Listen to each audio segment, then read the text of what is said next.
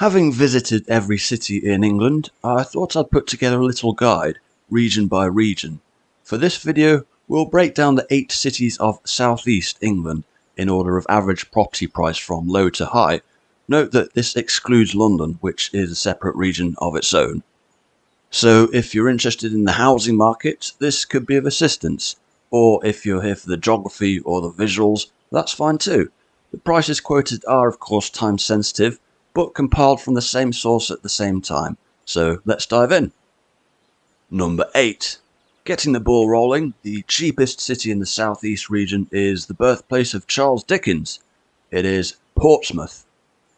So here's a coastal city with a proud naval heritage, being home to Portsmouth Dockyard, where you'll find the HMS Warrior, the Mary Rose and the HMS Victory. It's also got ferry links to Spain, France, Jersey and the Isle of Wight. On the downside, it was heavily bombed during the Second World War. As a result, much of it comprises of modern architecture, including the Gunwharf Quays area. Admittedly, the Spinnaker Tower, completed in 2005, is one of the better looking modern structures and is visible all the way from Cowes on the Isle of Wight.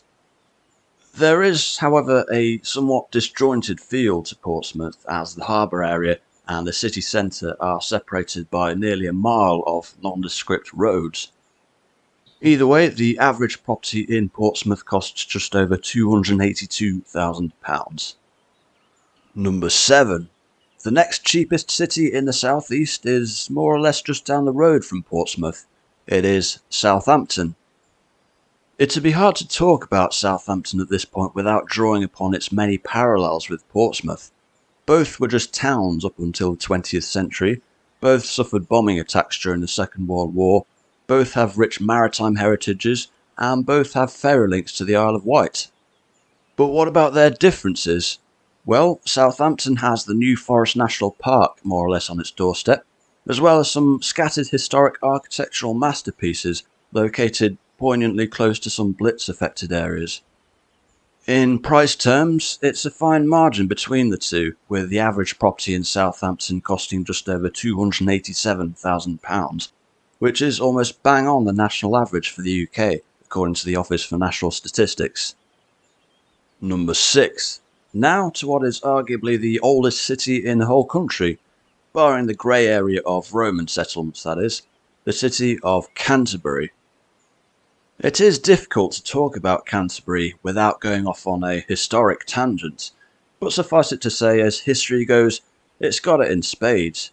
Geographically speaking, the Roman road of Watling Street takes you to and from London in pretty much a straight line, and would have been used by the pilgrims featured in Chaucer's Canterbury Tales.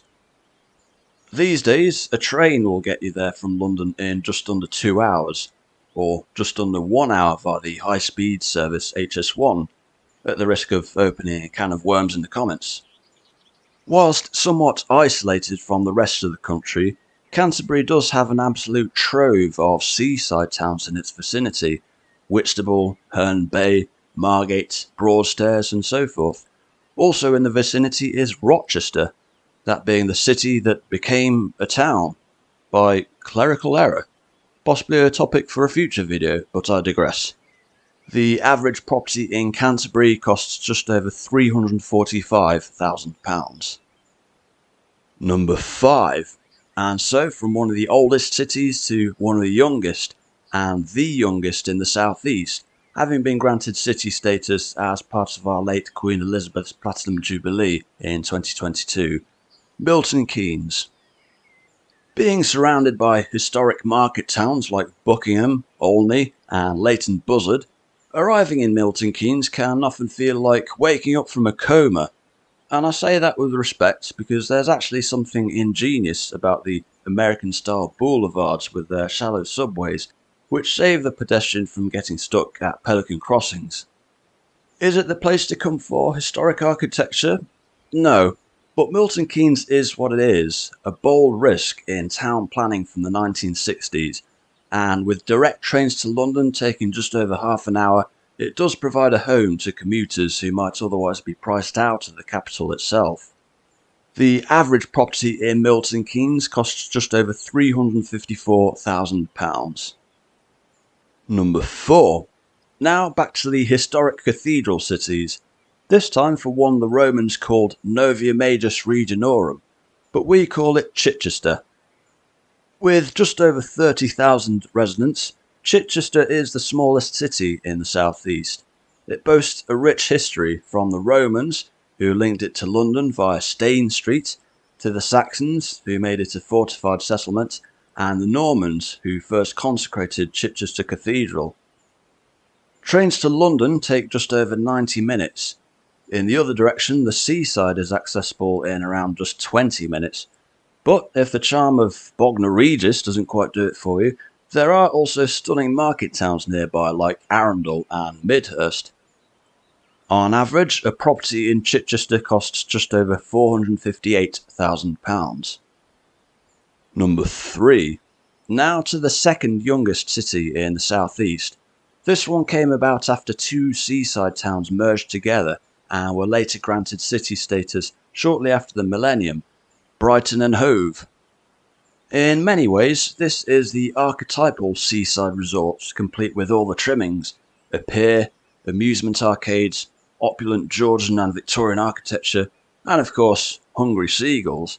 But Brighton and Hove goes a step further, with one or two unique landmarks, such as the Royal Pavilion and, for those with a head for heights, the Brighton I-360. The city has trains to and from London that take just over an hour. These are frequent and, during off-peak hours, inexpensive. This of course works both ways, meaning Brighton does get particularly crowded on sunny weekends and holidays. The average property in Brighton and Hove comes in at just over £509,000. Number 2. And the second most expensive city in the region is home to the UK's oldest university, which makes it of course Oxford. Architecture enthusiasts will feel right at home in Oxford, with highlights including the 18th century Radcliffe Camera, the 17th century Thom Tower, courtesy of a certain Oxford alumnus by the name Christopher Wren, and an extremely rare example of Saxon architecture, St Michael at the North Gate. And whilst Oxford is very much out of range of the urbanisation of London and its satellite towns, the capital is nevertheless accessible via train or even a regular coach service known as the Oxford Tube, both of which take under 2 hours. The average Oxford property costs just over £593,000. Number 1. And to reiterate that London is a separate region of its own, meaning just one city in the southeast remains, and it just so happens to be London's predecessor as the capital of England, Winchester. Here's another city with an immense amount of history behind it, right back to the Roman era, when it was known as Venta Bulgarum.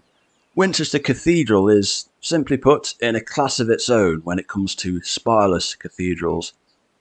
So how did it come to be the current most expensive city in the southeast? Well, there are more factors than proximity to London alone, which by the way is about 60 to 90 minutes away, depending on stops. Size is a major contributing factor, as it all comes down to supply and demand in the end. Winchester is one of the smaller cities in the country, and appears not to have gone overboard in terms of expansionism, giving residents something of a best of both worlds situation. As for the average property price in Winchester, that comes in at just over £623,000. Thus concluding this guide to the cities of South East England. Thanks for watching and have a great day.